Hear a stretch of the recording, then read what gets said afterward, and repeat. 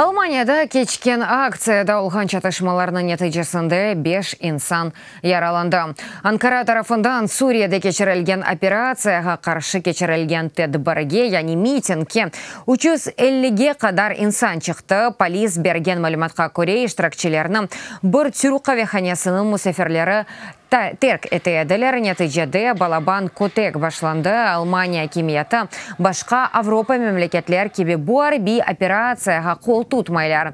О октябрінің 9-ында башланды барашық мен басы арби операциясы Суриядегі курд мұдафа күчлерге қаршы өткерілі.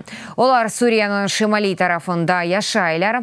Түркия сыныр бойы оларны Анкара террорист деп сая.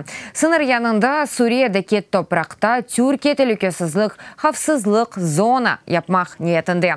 Анкараның арби операция башындан 50 кеші әлек олды.